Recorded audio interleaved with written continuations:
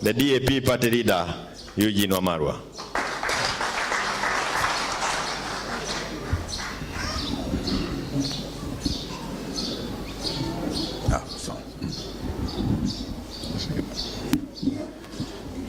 Viongozi wa kanisa hili na Wakristo wa AIC Mount Zion Isinet, hamjambo.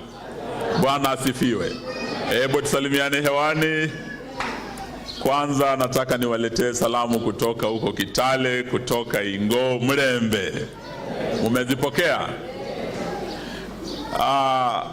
Kule Kitale tuko na aliyekuwa bishop kiongozi wa AIC Church, anaitwa Bishop Silas Yego.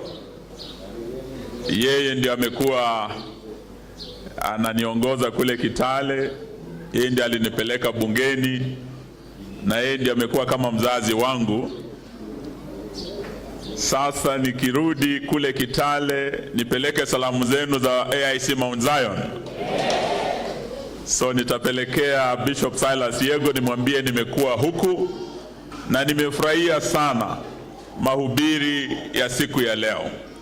Nimefurahia sana kwaya yenu.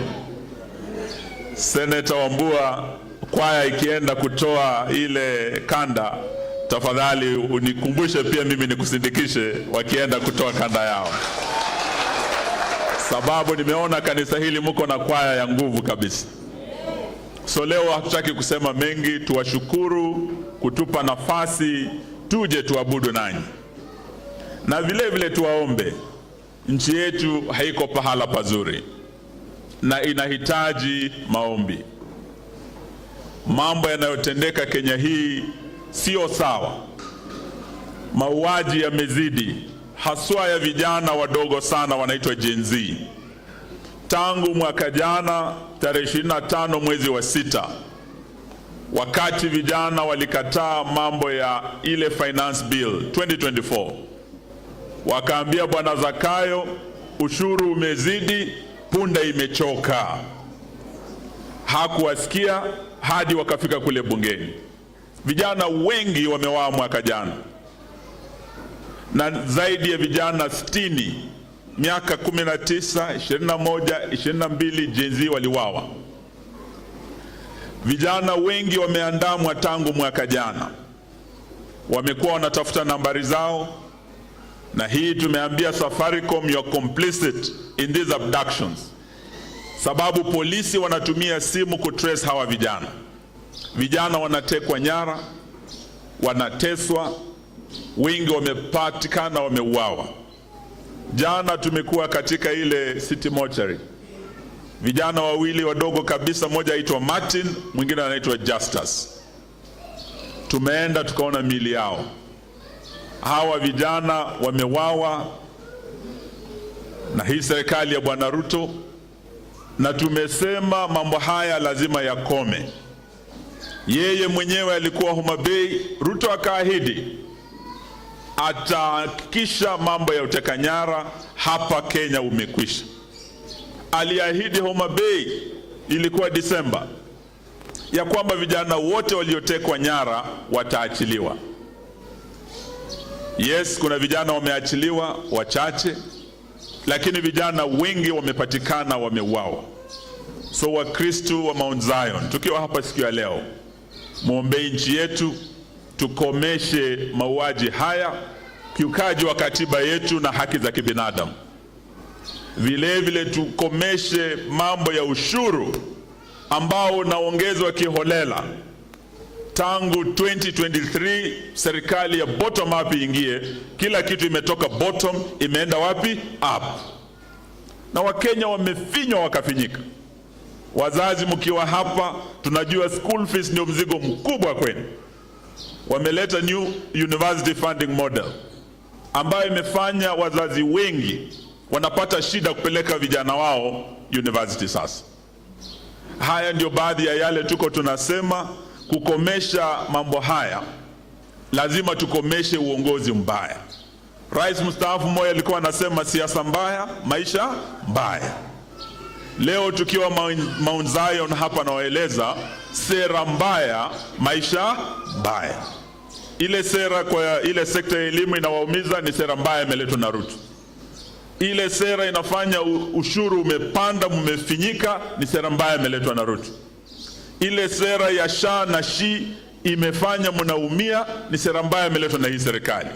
Sasa walikuwa wameshika mama mmoja anaitwa Grace, ameenda Afya House akaambia waziri, hii mambo yenu ya SHA haifanyi kazi. Huyo mama ameshikwa, amepelekwa mahakamani. Wiki hii wabunge wengi ni wa Kenya Kwanza wamesema kule Naivasha, ukweli tulipitisha sheria tukaleta sera mbaya, SHA haifanyi kazi. Hata nimeona naibu wa rais Kindiki anasema tumeona kuna shida kidogo, tutarekebisha.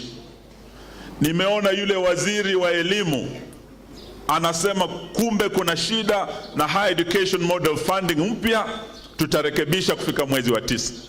Hii inamaanisha tuna uongozi ambao umefail na unatuletea sera mbovu. The only way to end this ni kuhakikisha ya kwamba yule ambaye alipewa mamlaka kuongoza nchi hii na ni dereva amepeleka gari kwa mtaro, alishukisha yule makanga wake anaitwa Gachagua.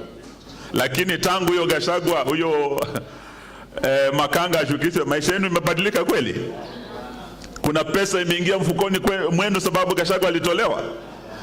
Tunasema sio tu makanga, dereva ndio amepeleka gari la Kenya kwenye mtaro. Gari hili kurudishwa barabarani, Kenya iende mbele, Ruto must. Hiyo tu ndio mambo tunataka tuambie siku ya leo. Inawezekana Ruto aende ama haiwezekani? Kuna wale wanasema haiwezekani ati Kenya rais akuwe one term. Hapa Afrika kuna marais wamekuwa one term. Hapa Nigeria kuna rais anaitwa Goodluck Jonathan, alishindwa na upinzani akawa one term president.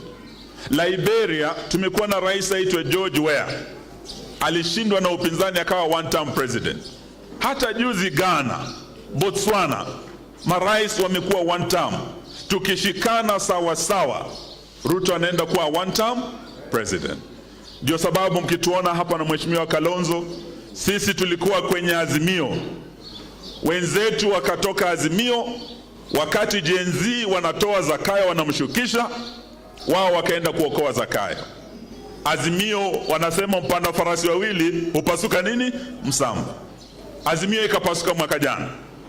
Ile timu tulibaki kwa Azimio upande wa Wakenya tukiongozwa na Mheshimiwa Kalonzo Musyoka. Leo tuko hapa kuambia watu wa Kajiado na watu wa Kenya kuna matumaini. Muungano mpya unakuja, serikali mpya inakuja ambayo itabadilisha sera mbovu ya SHA, turudi NHIF ifanye kazi sawa sawa kwa wananchi wetu, itoe mambo ya hii new education ya university funding, turudishe ile ya zamani, tulete usawa kwa watoto wetu. So haya ndio baadhi ya mambo tunasema inawezekana, na sio sisi tu tulio kwenye Azimio. Tukiunda muungano mpya tunaenda kuembrace wale ambao hawakuwa kwa Azimio. Nataka mkubali ya kwamba tukaribishe viongozi wengine, tutembee pamoja. Nasema hivi sababu kuna viongozi kama kina Matiang'i hawako hapa, wako tayari kujiunga nasi. Hata yule Rigiji alipigwa teke jana, mnakubali aje afanye kazi na sisi? Yes. Tuungane tung'oe Zakayo? Yes. Basi hiyo ndio sisi tumeamua. Mwaka huu mwezi wa pili tumeona hapa Mount Zion, you have declared Mount Zion ya kwamba is the year of divine grace. Pray for us that divine grace itulete pamoja Wakenya wote walio na nia ya kukomboa Kenya hii, kuokoa Kenya hii kutoka kwa Zakayo na ushuru wake na ufisadi wake na ukabila wake. Mtatuombea jamani?